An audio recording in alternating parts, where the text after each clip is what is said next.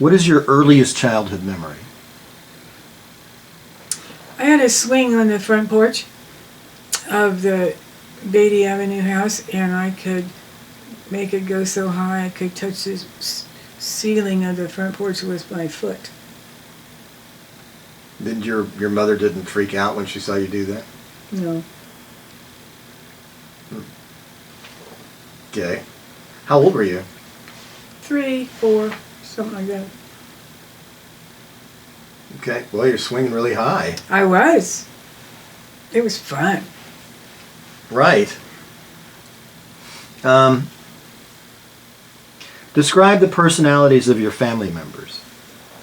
Oh, my father was, poor soul, he had what he called a nervous stomach, which now would probably be acid reflux disease, but people that long ago didn't know what it was even. He was tested many times for ulcers and many times for stomach cancer and always came back negative, but he could hardly eat anything, and he ate milk toast a lot, and he never missed a day of work, but he didn't feel really good. And my mother she was just a happy person who decided she wanted a college degree and went back to school and finally got it when she was 57. Wow. What was her major? Education. Well, she must have worked really hard for that. She did, because she was teaching kindergarten by then, and she worked all day. And sometimes the teachers came to Cambridge, but sometimes she had to go. And the college was Muskingum College in New Concord, which was 7 miles away. She had to go there to get certain courses, and my father took her and waited until she was done, and then they went home. Took her in the car? Mm-hmm. Do you remember what year that was? Oh, it took her several years. She started probably in 1946, and the year she graduated, your father was in Thule, because he sent her a telegram from Thule, and he was there in 56 and 57. Well, that's nice. Mm-hmm. It was. How about your brother? He was 12 years older, and we had a lot of fun together. All of his high school friends used to come over, and they thought I was so cute. But anyway, we had a good time with him. And I remember I was in the first grade when he was a freshman in Ohio State. And we used to go there frequently and see him. And he had a really nice time. He learned a lot. He was in radar had just been invented, and he was an electrical engineering student, and so Ohio State was chosen as one of the universities that would study and research radar, and he was in those classes. And it was a big secret, and it was said.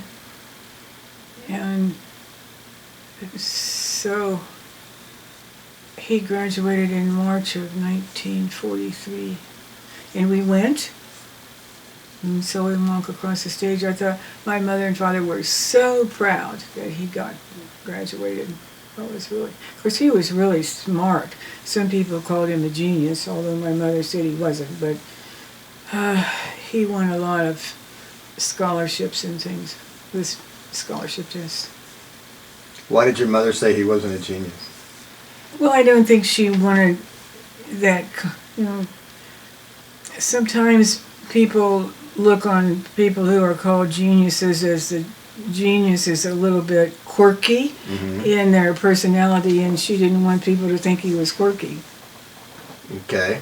Was he? No, he wasn't. But he was good with math, and he was good with... Well, he and Uncle Louie used to work every night. Uncle Louie had a workshop, because all the houses in Ohio had basements, and he had a workshop in the basement, and they'd go down there and make things, and they had tools, and I don't know if they had electric tools or not, but they had drills and hammers and boards, and and Uncle Louis was making a puppet stage when he died so prematurely, but they were busy doing, and so he had the advantage of having that hands-on. It didn't seem like training, but it was, because as well as the being able to do the math quite easily too. Mm-hmm. So how old was he when he started studying? Studying what? Like studying math. I mean. I guess in the first grade. So it was just a regular thing, and then he would just help Uncle Louis and. Yeah, well, he's probably down with Uncle Louis as soon as he could stand up, but because Uncle Louis didn't have any children or any wife or anything, so he enjoyed. They enjoyed each other's company. Mm-hmm. That sounds nice. I think it was.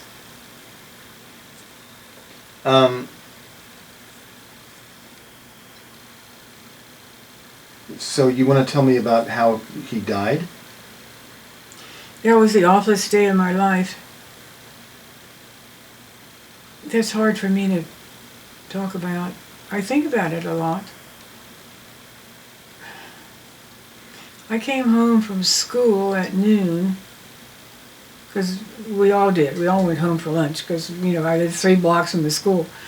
And my mother was putting down the phone, and she said, "Your brother's in the hospital."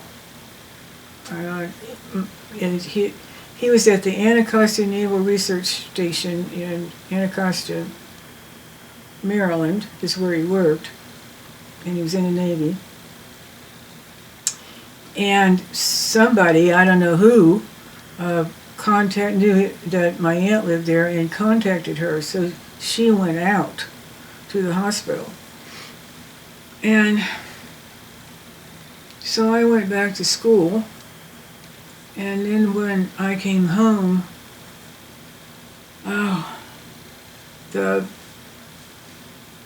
it was dark later on in the evening, and the phone rang, and it was her, and he was dead. And my mother and father became hysterical, both of them, and it was a very emotional situation. My father called his best friend Harry Kirk. He came right away, and everybody was just overflowing with tears. And Harry stayed all night with us, but it was an awful, awful night. And they called the minister, and he came too, and finally that night was over. So, that's what happened about that. So your mother then, that was one of the reasons why she decided to get a degree, because... My mother was on the verge of a nervous breakdown. She was unconsolable, really. For how long? Oh, I don't remember how long. I used to have to go run at night for the doctor, because she couldn't stop crying. And he would come, because he was only 2 blocks away, but he finally said to her, "What you need to do is find some kind of a job, and have that job be so consuming that you can't think about anything else but the job, and that will help you get over this." So, as fate, I guess, luck, something, they started to have public kindergartens in the Cambridge schools. And so she got a job doing that. Okay. And that's when she decided to get her degree. Okay, so what's the date today? January. I believe it's the 26th, is it not? I think it's the 25th. January 25th, 2018. Okay. I can't remember if it was probably 2 days from the evening that they got the news from my mother's sister, Aunt Wilma, that the casket and body were brought on the noon train. And the noon train was the Baltimore and Ohio line, and it came every day. It had a sleeping car and all that. And my dad and many people went with him. And there was an honor guard and all kinds of things happening there. And then I don't know if it went to the funeral home then, but the body lay in state in our house, with the casket open. And there were calling hours, of course, and it was all weekend, and there were so many people lined up that they were around the corner of the sidewalk up about 2 or 3 houses waiting to go in and sign the guest book. And my parents, of course, were just beside themselves, and my dad could never really, when he heard the noon train whistle blow, it was so hard on him to even hear that for as long as he lived, I think. But anyway, they went. My mother's sister came, and Uncle Charlie, which is my father's favorite brother, and his wife, they came to our house, and they both kind of took over because my parents couldn't do anything. They were just zombies, and somebody had us for lunch, and then the funeral was in the church, and then when that was over, then Which church? the 9th Street Methodist Church that we grew up in. Oh, there's the telephone. Can you put this on hold or something? And so